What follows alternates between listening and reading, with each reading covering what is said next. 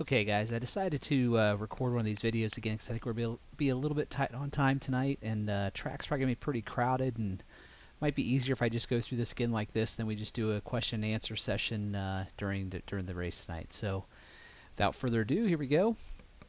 So front stretch, obviously pretty simple. Some people do hug this wall. I don't really care, I guess. Sometimes I will hug the wall if I'm defending, but otherwise I'll go kind of middle of the track is about where I like to go.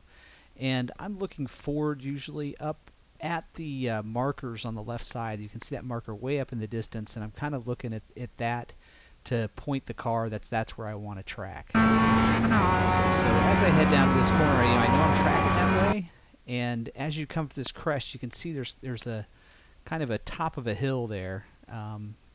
This is weird. My cursor doesn't want to work. I'll bring it up this way.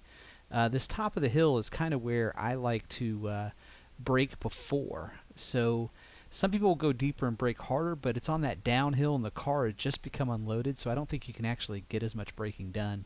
I like to do a kind of a short brake zone here, kind of trail just a hair and let it float as I try to catch this apex down in here.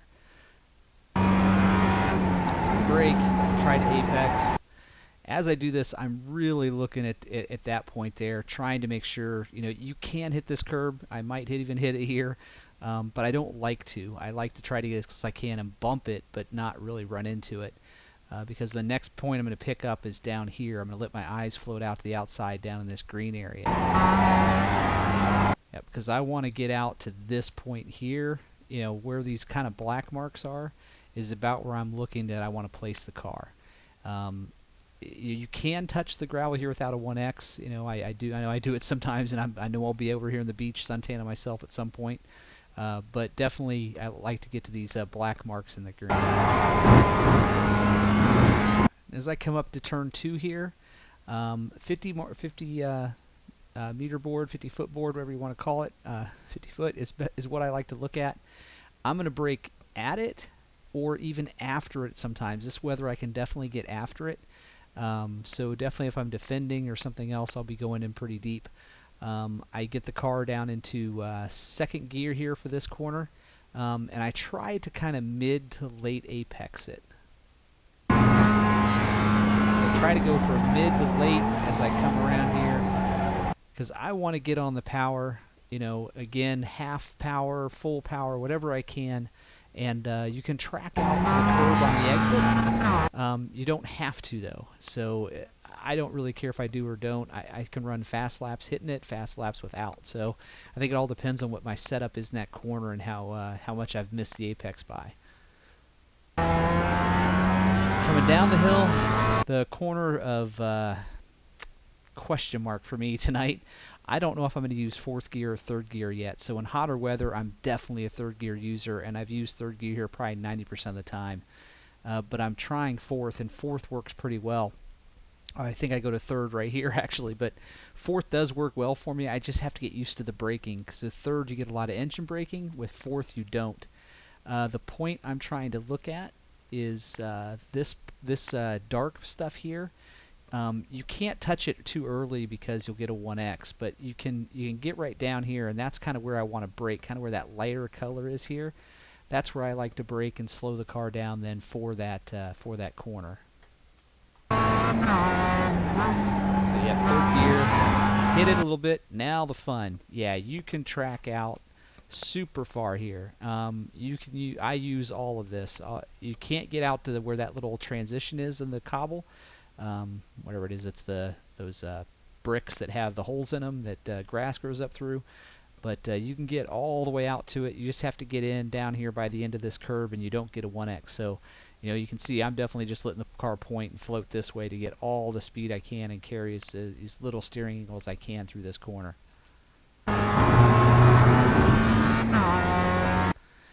Okay, as you can see, I kind of straighten this after I come out of that. I don't hug the outside. I try to straighten this a little bit, but this corner to me is the most difficult corner on the track.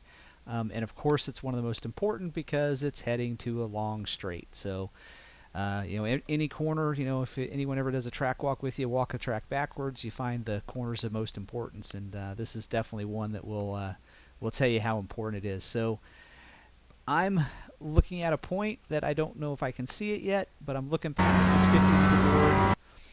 So there's a little kink in the track here, and there's like a dot that kind of shows up here.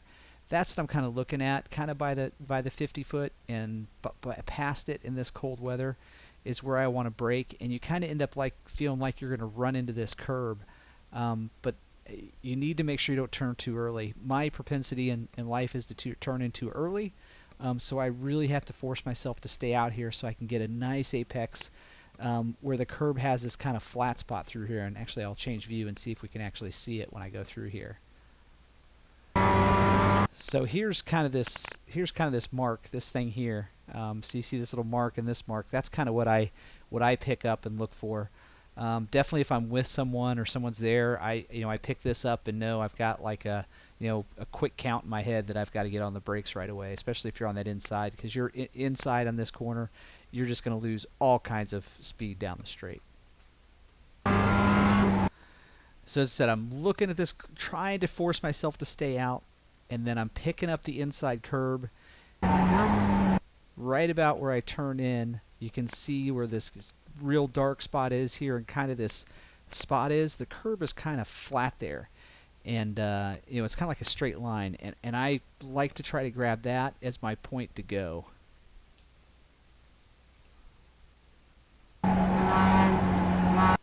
Yep.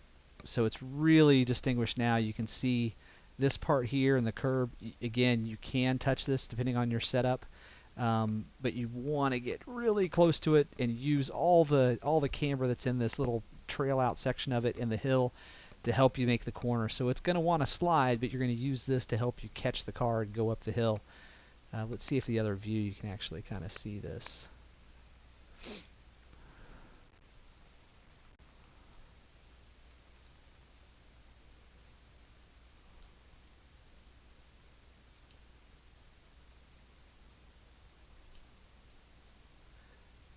Yeah, I guess it's hard to see from here. Let's just see. Yeah, so you can see right where that point is where I'm trying to get the car right on that curb and make sure I make that apex up through there. So that's where I'm trying to get myself to go and track out. So let me go back to the in-car. Get it down there, get on power all the way out, get to this curve on the exit, and you're good for the straight. Obviously, another straight. This is a straight. It's going to be a little draft. You got a little downhill. The question is, do you pass the guy coming this corner? Really hard to pass. Oops, wrong key. You don't want to you lose a ton of momentum through here. If you get inside, you really want to make sure you get inside early and hope the guy realizes that you've got the corner and wants to back out. Again, 50 foot. A little bit past, I brake, I downshift to fourth, and I look at getting to this part of the curb over here, and then it's power on all the way through that exit and trail out to the outside curb. So fourth gear, down on power all the way out to the curb. All right, now the next crazy one. I don't have a really good reference point here except that red mark all the way over here on this thing in the 50. So I know I'm going to go before it, and I'm going to go about here. It's a very light brake for me in fourth gear, and I'm looking then at taking out part of this curb. Too much, you get a 1X. I think you get a slowdown if you take even way too much, but I'm actually trying to straighten it as much as possible. So you need to turn less here than you think. When you get it right, you feel like you barely even turned the wheel. But this red mark is kind of the point where I say, okay, I got to downshift, get to fourth, and then do that. I can see these in my triples as they kind of come off to the side. I'm not sure if you have a single or not, if you'll be able to see them, but that's kind of what I look at in this 50 to know that's where I've got to get my business done coming into this corner. See, as I come in, I'm definitely looking at this part of the curb. That's what I want to try to hit, is kind of come straight at this. I don't track my eyes out early enough. Depending on how you use yours, you could pick this up, I assume, but I'm definitely looking here because I want to make sure I hit this apex. So I'm definitely looking down at this kind of light color where some of that cobble is. And then it's then it's definitely tracking out to this part here. Using as much as I can, trying to keep a constant turn and get on as much power as I can as I come over that. And down for the next fast one. So the next one is again 50. So I'm looking here at the 50, a light brake, and same thing. Take out a little bit of the curb. That's my point. I know I need to do the same thing. I need to turn in and slow down just a little bit for this one.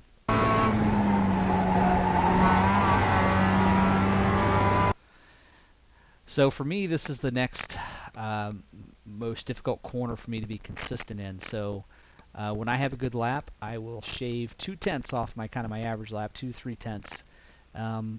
Again, the 50-foot board. So those are my big time ones here. Except I know I'm going before it, and in this weather right now there's a shadow. I don't like using shadows. Maybe it's the green thing, but it's about in there. I know I'm kind of going off how far in front of the 50 I am that I need to brake. But I brake and then go through this corner, and I think I miss it here in this lap. I try to take out a heck of a lot more than I do. Let's see where I go. Third gear. Yeah, so I try to even take out more. I did pretty good, but you can see that there's this kind of darker brown on the inside that you can get all the way down to this part of this corner and use even more of it. But there's a lot of camber down inside this corner, so you want to use as much of this as you can. You can see how the track starts flattening right over here. So you want to get the car down into this camber and use as much as you can, and track out again to the curbing over here. Let's run that through at speed again. Go down to third, so fourth, down to third. Get that power on all the way through and out. Then the last corner. So you can imagine what my brake marker is. It's once again the 50. And it's kind of the dark spots in the track. I'm kind of looking at these tire marks here before, and I try to brake and get kind of pretty much a mid-apex through here and try to get some turning done so that you can power all the way over this hill and get out to the outside. Again, this is one of those corners that, man, you get it right, you pick up a lot of time, and you do it the next time. You don't think you did anything different, but you're gonna lose like 2-3 tenths. You're like, I didn't do anything different, but I think it's all how you get on the power through this corner and how early you can get on the power once you've settled the car on the way in. 50, slow it down. I stay in fourth. Didn't even get to the apex here of the track all the way out, and we're done. So that's our whole lap. So what I'll do is I'll rewind this lap, and then I'll shut up and I'll run this at full through the lap so you can kind of see everything, and then we'll have Q&A. So let me go back and we'll run this lap.